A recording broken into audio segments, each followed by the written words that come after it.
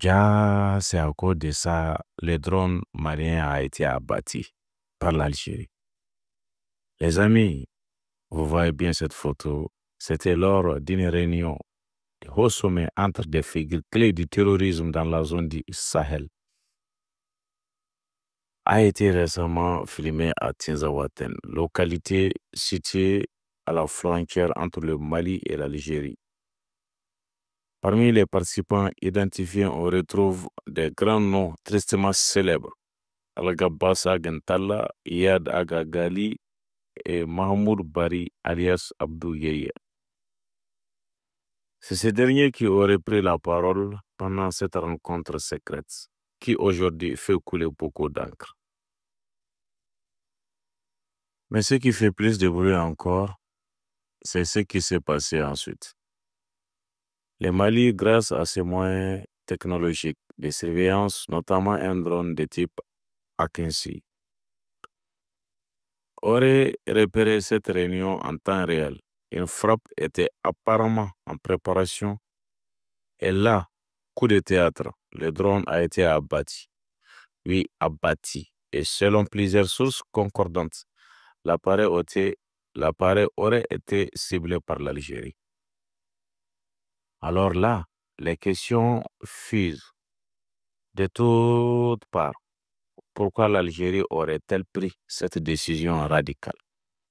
Est-ce un malentendu, un message politique ou pire encore, une tentative d'empêcher le Mali de neutraliser ses chefs terroristes?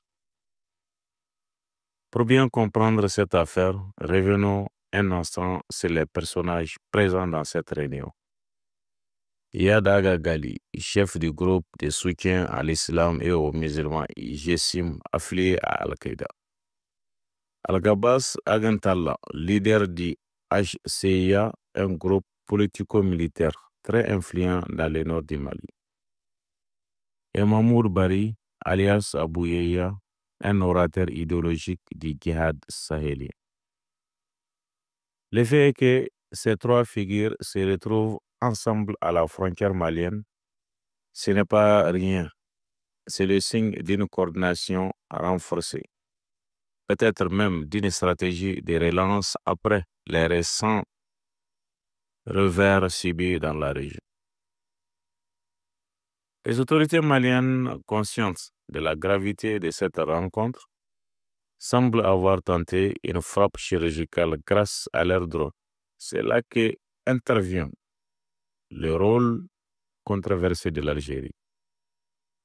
D'après certaines sources militaires maliennes, le drone n'a pas été abattu par les terroristes eux-mêmes, mais bien par la défense anti-aérienne algérienne.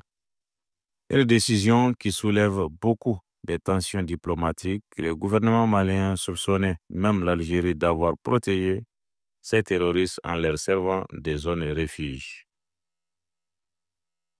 C'est peut-être être même en cause de cette présence des chefs terroristes que l'Algérie a décidé de tirer sur les drones maliens, par peur d'une frappe aérienne à proximité de son territoire, ou pire, pour protéger certains accords secrets avec ces groupes armés. La question est posée.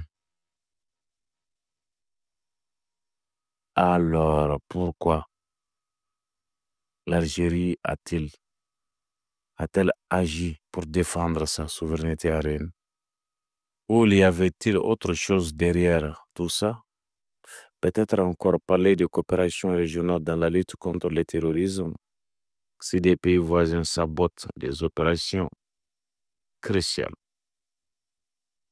Ce qui est sûr, c'est que cette affaire va avoir des conséquences diplomatiques majeures entre le Mali, qui cherche à sécuriser son territoire, et l'Algérie, qui semble envoyer un message fort. Les tensions montent, le Sahel est aujourd'hui un tournant, et chaque événement comme celui-ci peut changer l'équilibre dans la région.